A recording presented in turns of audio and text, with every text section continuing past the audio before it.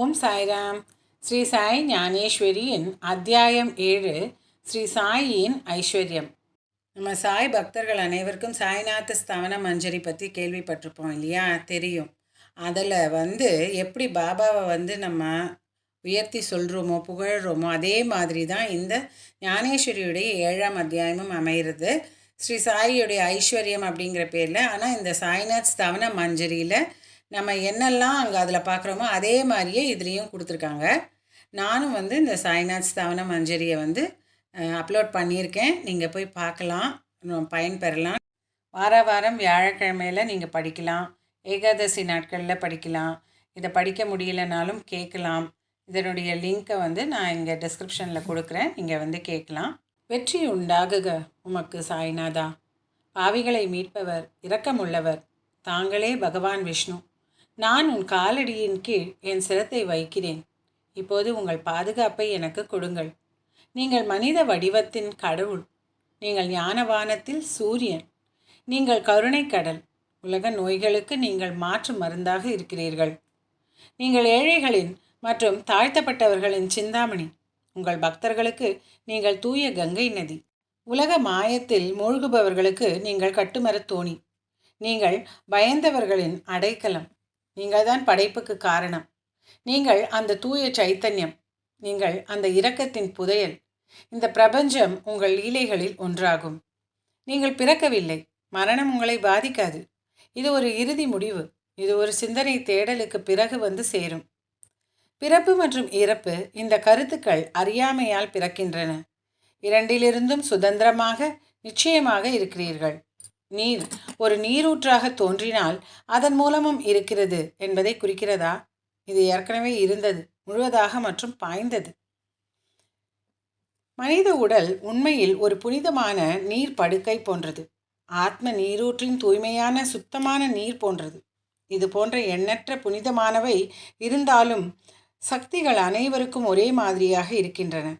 ஆகையால் ஆரம்பம் இல்லாத நீங்கள் இரக்கமுள்ளவரே. அறியாமை மலையை அழிக்க உங்களுக்கு சொல்கிறேன். தயவு செய்து இந்திரனின் வஜ்ராயுதம் ஆகிவிடுங்கள். மேலும் ஆத்மா உண்மையிலேயே உலகம் முழுவதையும் உள்ளடக்கியது என்பதால் நீங்களும் நானும் இரட்டை கருத்தாக இருப்பதால் அதை எவ்வாறு மகிழ்விக்க முடியும்? மேகங்களில் மறைந்திருக்கும் நீர் அனைத்தும் ஒன்றே. ஆனால் அது பூமியில் இறங்கும்போது அது வெவ்வேறு வடிவங்களை கொண்டுள்ளது. கோதாவரி படுகையில் விழுவது கோதாவரி நதி என்று அழைக்கப்படுகிறது. கிணற்றில் விழும் அதே நீருக்கு தகுதி அல்லது கௌரவம் இல்லை. புனிதர்கள் கோதாவரி நதி மற்றும் நீங்கள் அதில் நீர். நாங்கள் குட்டைகள், கிணறுகள் மற்றும் ஏரிகள். அதுதான் நமக்குள் வித்தியாசம். இந்த நூற்றாண்டில் புனித கோதாவரி இந்த நிலத்தை உங்கள் வடிவத்தில் வெள்ளத்தில் மூழ்கடித்தது ஓ சாய்நாதா. ஆகையால் உங்கள் தெய்வீக சரணங்களில் நான் வணங்குகிறேன். மகாராஜ், என் தவறுகளை கவனிக்க வேண்டாம். நான் கெஞ்சுகிறேன். நான் ஒரு ஏழை, மோசமான, அறிவற்ற மனிதன். பாவிகளில் மிகப்பெரிய பாவி. தீமைகள் நிறைந்தவன். ஆனால் என்னை தூக்கி எறிய வேண்டாம். இரும்பின் உள்ளார்ந்த குறைபாடுகள் ஸ்பர்ச வேதியினால் புறக்கணிக்கப்படுகின்றன. அதாவது இரும்பை தங்கமாக மாற்றும் கற்பனைகள்.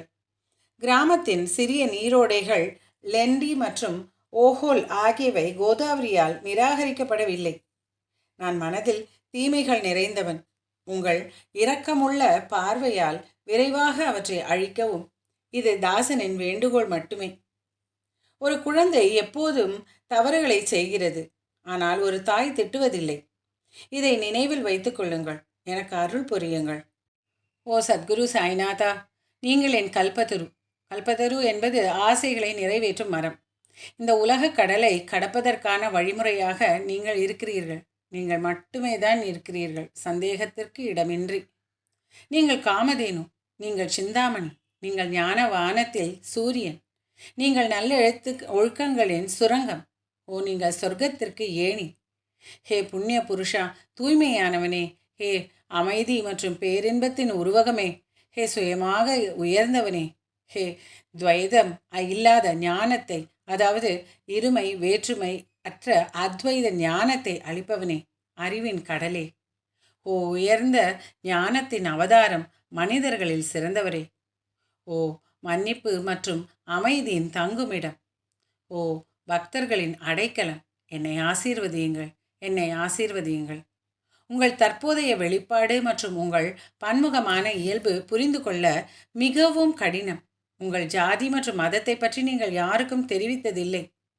இவ்வாறு, ஓ குருவே, உங்களுக்கு ஒவ்வொரு நபரின் மனோபாவத்தின் அடிப்படையில் முடிவின்படி பெயர்கள் அவர்களால் வழங்கப்படுகின்றன. நீங்கள் பிரம்மஸ்திதியில் இருக்கிறீர்கள். ஜாதி மதம் பற்றி உங்களுக்கு எந்த சம்பந்தமும் இல்லை. நீங்கள் ஆதி குரு. நீங்கள் இந்த உலகத்தை உருவாக்கியவர். ஹிந்து முஸ்லிம் இடையே பகைமை இருந்தது. எனவே ஒற்றுமையையும் நல்லுறவையும் கொண்டுவர மஸ்ஜித் மற்றும் அக்னி வழிபாடு உங்களால் ஏற்றுக்கொள்ளப்பட்டது. உங்கள் லீலை பக்தர்களுக்கு காட்ட. நீங்கள் ஜாதிக்கும் மதத்திற்கும் அப்பாற்பட்டவர். நீங்கள் பிரம்மம், சத்தியத்தின் சாராம்சம். நீங்கள் தான் நிச்சயமாக நீங்கள் மனிதவாத விவாதங்களுக்கு அப்பாற்பட்டவர். கருத்துக்கள் மற்றும் அனுமானங்கள் என்ற குதிரைகள் கட்டுப்பாடின்றி ஓடுகின்றன. ஆனால் தங்கள் முன் அடங்கி நிற்கின்றன. என் அற்ப வார்த்தைகள் எம்மாத்திரம்.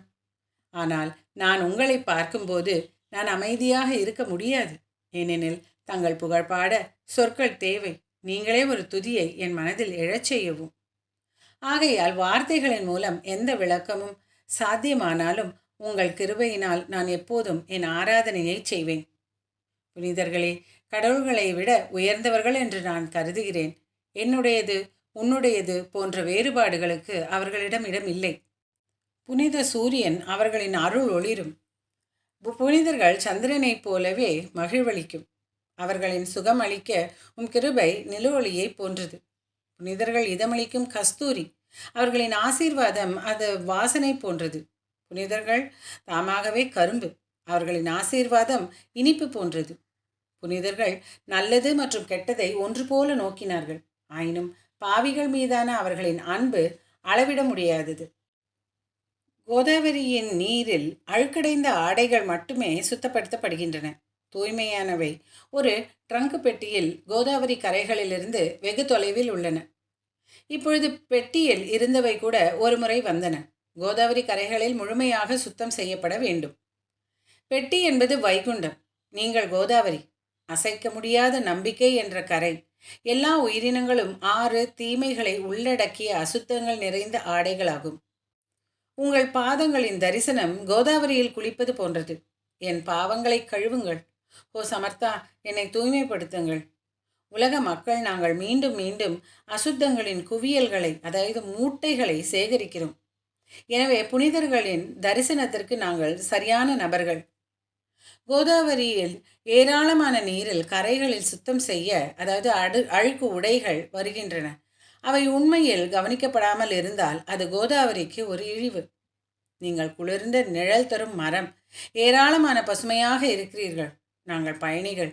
உண்மையில் வாழ்க்கையில் 3 மடங்கு தாபங்கள் கடுமையான சூரிய கிரணங்களால் என்றும் பாதிக்கப்படுகிறோம். அந்த எரியும் வெப்பத்திலிருந்து, ஓ இரக்கமுள்ளவரே, எங்களை காப்பாற்றுங்கள். ஓ குருராயா, குளிர் நிழலின் நலம் தரும் கருணை அசாதாரணமானது. ஒரு மரத்தின் அடியில் உட்கார்ந்து சூரியனின் வெப்பத்தை ஒருவர் உணர்ந்தால் அந்த மரத்தை நிழல் கொடுக்கும் மரம் என்று யார் அழைப்பார்கள்? பிரம்மம் உருவமற்றதாக இருப்பதால் வேதங்களால் அதை விவரிக்க முடியாது. வடிவங்களுடன் அதை வழங்குங்கள். புனிதர்கள் உருவமற்றவர்களின் முக்கியத்துவத்தை, தன்மையை அடைந்து விட்டார்கள். புனிதர்களின் மகிமையை யார் அறிவார்? அவர்கள் உலகத்துக்கு உயிர் தரும் புனித நீரோட்டம், நித்திய சத்தியம், அறிவு, பேரின்பம். என்ன உண்மையிலேயே புனிதர்கள் கடவுளை ஆண்டார்கள். மேலும் பேச வேண்டிய அவசியம் இல்லை. நீங்கள் எங்கள் தாய் மற்றும் எங்கள் தந்தை. ஓ சத்குரு சாய்நாத், ஷீர்டி கிராமத்தில் வசிப்பவரே, பாபா, உங்கள் லீலைகளை யாரும் உண்மையிலேயே புரிந்து கொள்ள முடியாது. பின்னர் சாமானியமானவன் என் பேச்சு எப்படி நீதி செய்ய முடியும்? எனக்கு சொல்லுங்கள். பாவிகளை காப்பாற்ற நீங்கள் ஷீர்டிக்கு வந்தீர்கள். மண் விளக்குகளில் தண்ணீரை ஊற்றி அவற்றை எரிய செய்தீர்கள். மிகச்சிறிய அளவில் மரத்தாலான பலகை நீங்கள் உங்கள் படுக்கையாக மாற்றினீர்கள். உண்மையிலேயே இதன் மூலம் பக்தர்களுக்கு உங்கள் அற்புதமான யோக சக்திகளை காண்பித்தீர்கள்.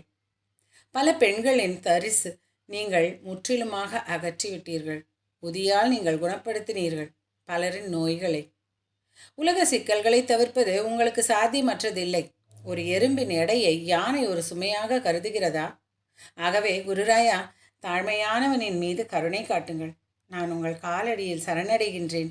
என்னை திருப்பி விடாதீர்கள். நீங்கள் ராஜாக்களின் ராஜா. நீங்கள் குபேரனை விட பணக்காரர். நீங்கள் சிறப்பாக குணப்படுத்துபவர். உங்களை விட யாரும் உயர்ந்தவர்கள் அல்ல. ஸ்ரீ சத்குரு சாய்நாத் அர்ப்பணமஸ்து. சுபம் பவது. ஓம் சாய்ராம். ஜெய் சாய்ராம். ஜெய் ஜெய் சாய்ராம்.